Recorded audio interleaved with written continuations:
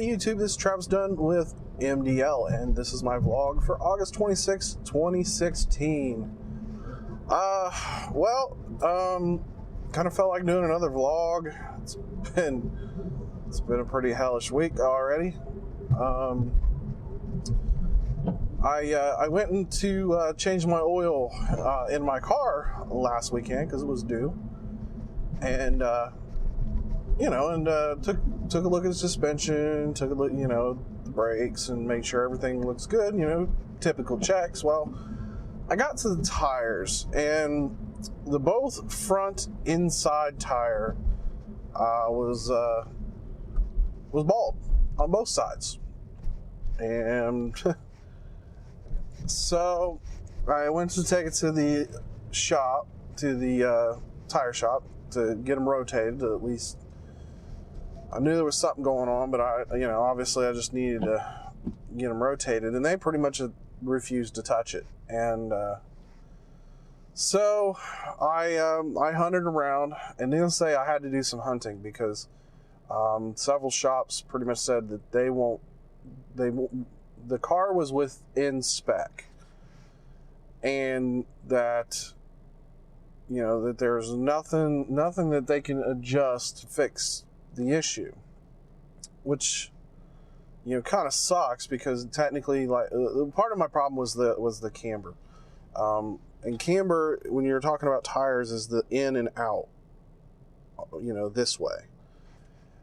And both my tires were like 1.4, 1.6, and the factory allows up to 1.6 degrees of camber.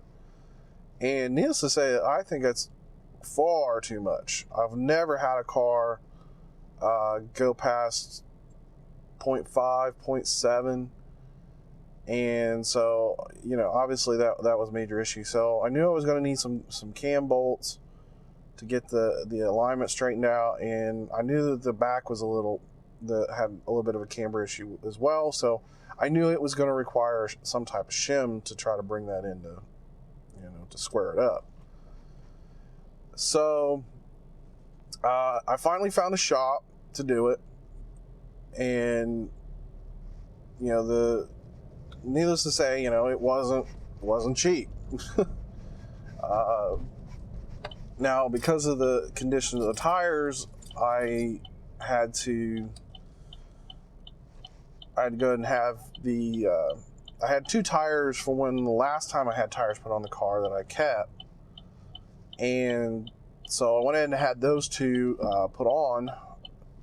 So the total cost ended up being about $330.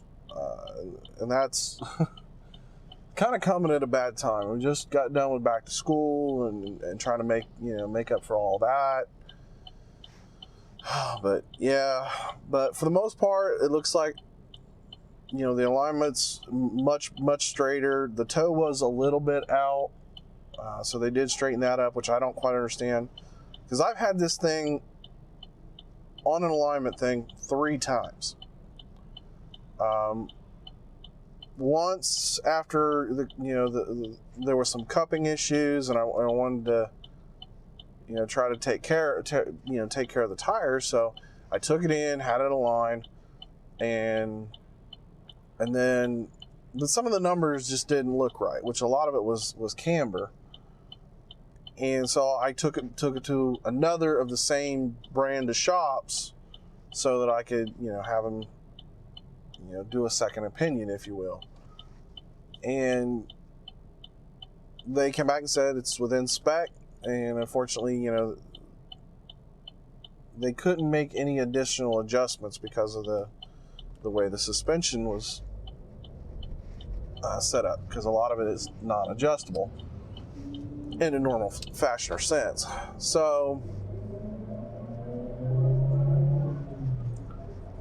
But anyway, and then there was one other time when it was in the dealer, I had them do the same thing. I had them check it, and they said it's within spec. So I left it alone, and that's ultimately where the tires ended up.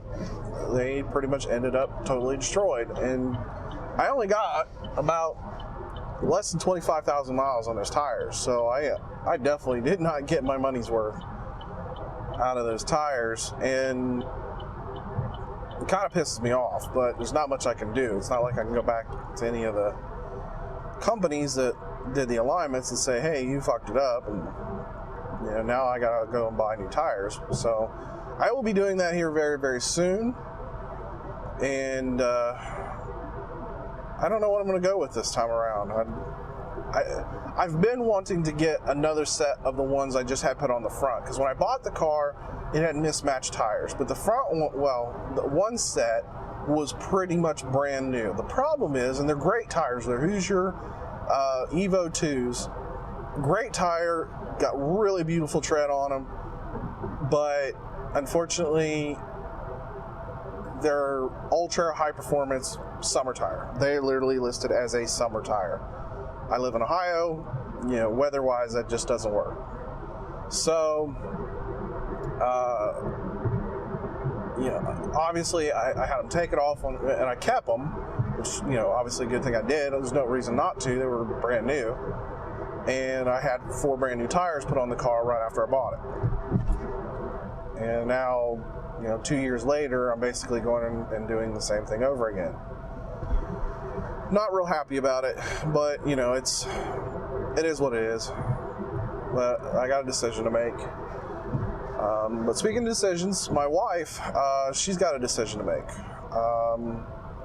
Here next month, I told her, I gave her a list. I said, here's the things that need to be replaced on your car. I even told her, there are a few more items that aren't on that list. I said, there are a few things that we will have to take to a shop and have it installed. And I said, I said, here's the rough number, which I figure is between $600 and $800. And I was like, we can spend the money, fix the car, drive it for another year and a half, and then, have this discussion again. I said, but if you want, we can start looking. I'll take the money that I was going to pay down on the loan and fix the car and put it on as a down payment on getting her a new car. And we still unfortunately owe a lot of money on the car she has now, but if I could break even on it, I would be happy at this point. If I could break even, get a brand new car that's full warranty and all that stuff, I'm going to go that route. And I told her, I said, depending on what you want, I said, I'm not trying to influence you into any particular car, but I showed her, a couple of the ones that we were looking at the last time, and for different reasons we didn't go with. I said, here's what we could afford. I said, this would put us in about the same payment as we have now. And I said, this would be a brand spanking new car. And neither one of us, well, technically my wife has. My wife has had one brand new car. Her dad bought it, but it wasn't a car she got to choose. He literally went, hey, come here, pick up this car, it's yours. Here's the payments. Here. So, yeah, that wasn't exactly. And don't be wrong, that was a great car. In fact, it's the car Doc's driving these days. We got more than the money's worth out of it, but it was, when we got rid of it, it was time for us to get a new car.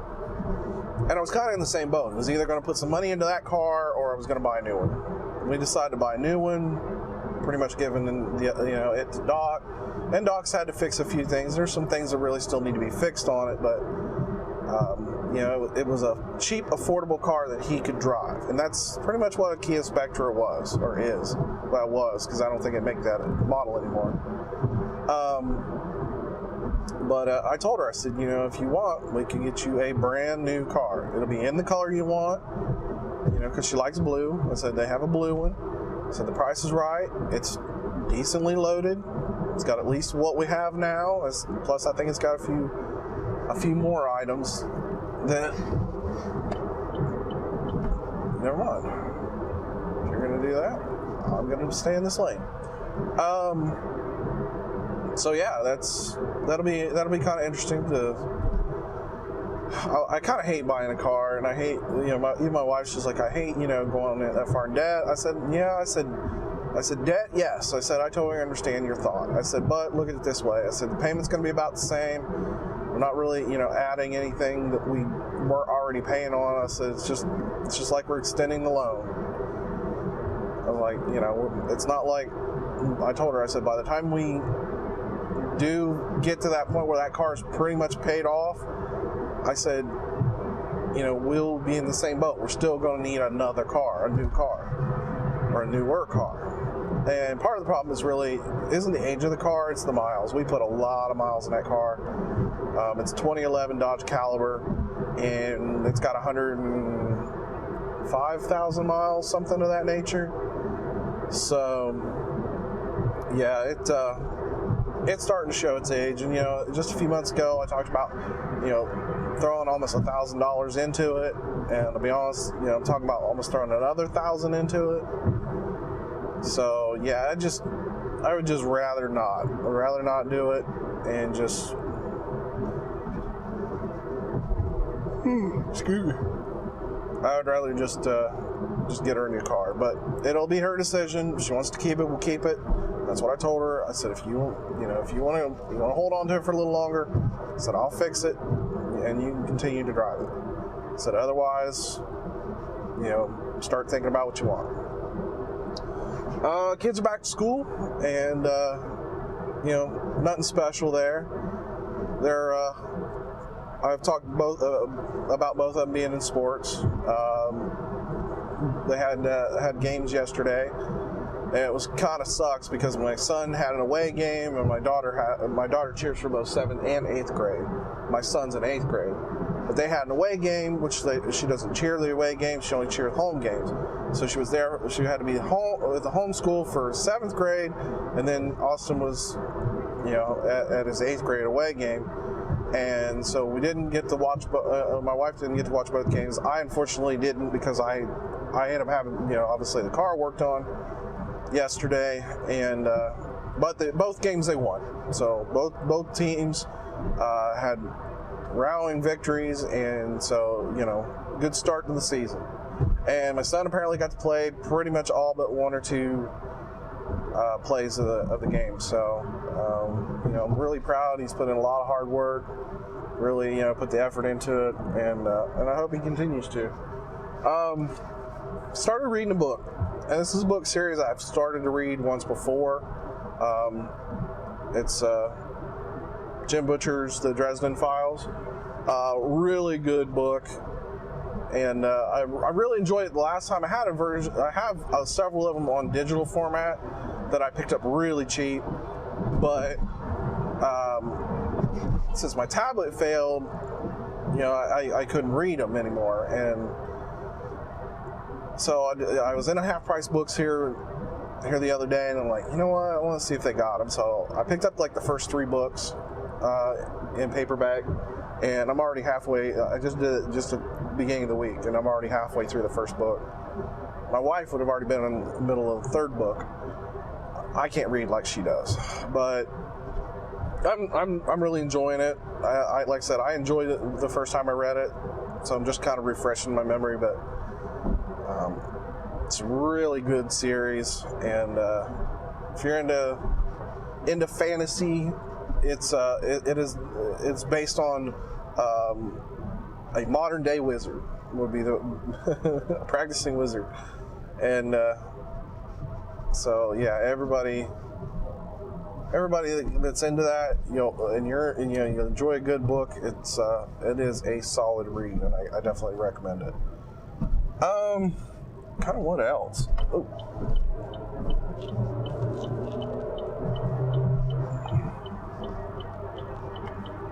No way I would have gotten around that.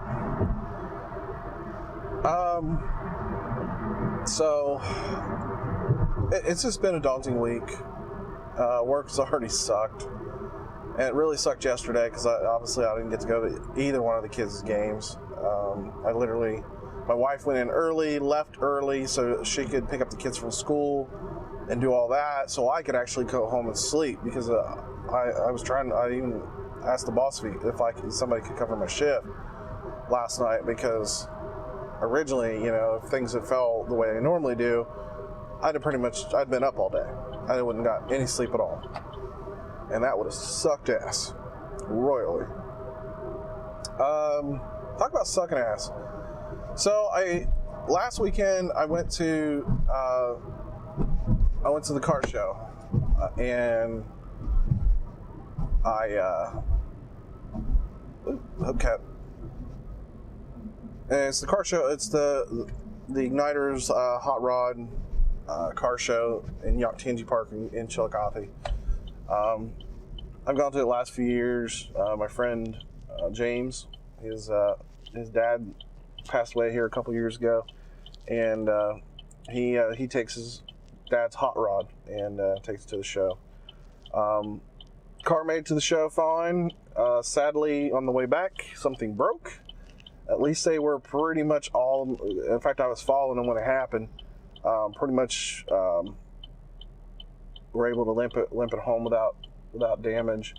But yeah, he broke one of the 4-link bars on it, and so the rear end was kind of cockeyed a little bit, and it was causing the drive shaft to hit some things, and I think the tire was rubbing a little bit. Kind of felt bad, but like I told him, I said, you know, that's the thing about this type of thing, you know, hot rod. And I said, you know, things break. You know, it was a weak part. I said that even I thought they were a little thin for the hot rod. And I said, you know, I told him, I said, check around a couple of machine shops. I said, somebody can certainly, you know, put together a set of rods for him. I said, make sure they're, you know, you get them adjustable so you can adjust the rear end how you want. But I told him, I said, you know, it shouldn't be super expensive, and certainly shouldn't be hard. Like I said, any good fab shop could put a set of those together. And I told him, I said, if not, I said, there's a hot rod shop in Groveport. I said, I'm dead certain they can build whatever you need. And so hopefully he'll get that fixed here soon. Hopefully he's not going to wait till next spring to do it. But yeah, I really wanted to do some rolling shots with that car, and unfortunately, because of that situation, I didn't get to. I got to ride in it for 1,000 feet though. Got to ride just around the park in it, and it's really cool car. And like I said, I can't wait till I get a chance to actually do a proper video on it. Speaking of video, I did a video for ModernVisions Automotive on my SD project channel. I'd like to leave a link in the description, but unfortunately the video has been blocked by YouTube, supposedly for copyright. And this is the same copyright that some channel has tried to hit on it before, and I think it's a content ID situation. So I've got to file another freaking thing on it. So right now it's down. If I remember, once it's back up, I'll leave a link in the description if somebody happens to watch this video later. But otherwise, follow go to SD Project channel. I will leave a link to the channel.